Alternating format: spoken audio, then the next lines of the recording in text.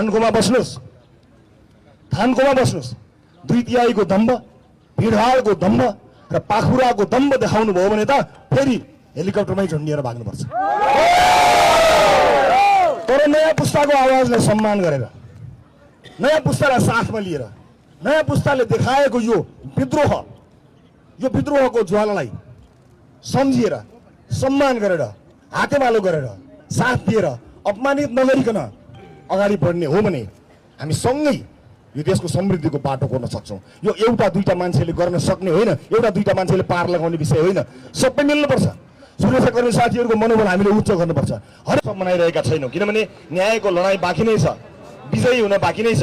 मैले यहाँ विजयी भन्दा मेरो विजयीको कुरा गरेको होइन, मैले जित्ने कुरा गरेको होइन। म त लड्दै गरौँला, म लड्नका लागि जन्मिएको मान्छे हुँ, एउटा क्रान्तिका लागि होमिएको मान्छे हुँ। तर क्रान्तिलाई कसैले आफ्नो पेवा बनाए, रातो बनाए, तातो बनाए। हामीले निलो क्रान्ति गरेका हौँ। म यही निलो क्रान्तिको यात्रामा अगाडि बढेको मान्छे हुँ। मैले न्यायको कुरा गर्दा, जितको कुरा गर्दा मैले आफ्नो जित, आफ्नो न्यायको कुरा गरेको होइन, देश र पुस्तामाथिको न्यायको कुराकानी गरिरहेको छु। त्यसैले यो लडाइँ बाँकी नै छ होला।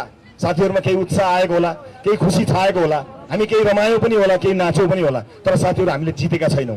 न व्यक्तिगत रूपमा मैले जितेको छु अहिले, न सामूहिक रूपमा समाज र देशले जितेको छ। हामीले जिताउनु पर्नेछ। अब सङ्गीन मोडमा आएका छौँ।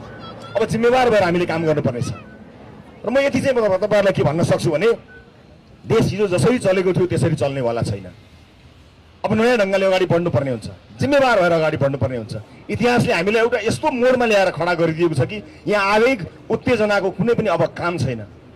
अब म अपदस्थ भएका मानिसहरूलाई गाली गलोज गरेर समय बर्बाद गर्ने पक्षमा पनि छैन। बरु उनीहरूलाई इतिहासको एउटा कुनामा कसरी संरक्षित, सुरक्षित र सम्मानित राख्ने हो त्यसबारेमा म सोचिरहेको छु। सुरक्षित, सम्मानित। इतिहासको कुनै कालखण्डमा उहाँहरूले दिनुभएको योगदानका लागि हामी अझै पनि, तर त्यो सम्मानित ठाउँमा बस्ने नबस्ने भन्ने कुरा उहाँहरूको अभिव्यक्ति, उहाँहरूको व्यवहारमा फरक पर्दछ। फेरि पनि त्यसका लागि हामीले छान्ने विधि भनेको लोकतान्त्रिक विधि नै हो। कसैप्रति रिस उठ्यो भन्दैमा हामीले झुटा मुद्दा लगाउने, भौतिक आक्रमण गर्ने काम गर्नु हुँदैन, हामी गर्दैनौँ। कम्तीमा मबाट राजनीतिक प्रतिशोधको कसैले पनि अपेक्षा नगरे हुन्छ। म र मेरो दल ममाथि जति अन्याय थिचोमिचो गरेको भए पनि कुनै पनि राजनीतिक पुस्ता, नेताप्रति राजनीतिक प्रतिशोध गर्ने छैनौँ। म आज बाचा गर्न चाहन्छु। तर यो देशलाई 30-35 वर्षसम्म जसरी राखियो त्यसको हिसाब त गर्नुपर्छ साथी हो। त्यसको हिसाब त माग्छु म आफ्नो हिसाब बिर्सन सक्छु, र देशमा 35 वर्ष भएको अन्यायको हिसाब बिर्सन सक्छु। र म तपाईँहरूलाई अर्को पनि एउटा कुरा स्पष्ट गराउन चाहन्छु।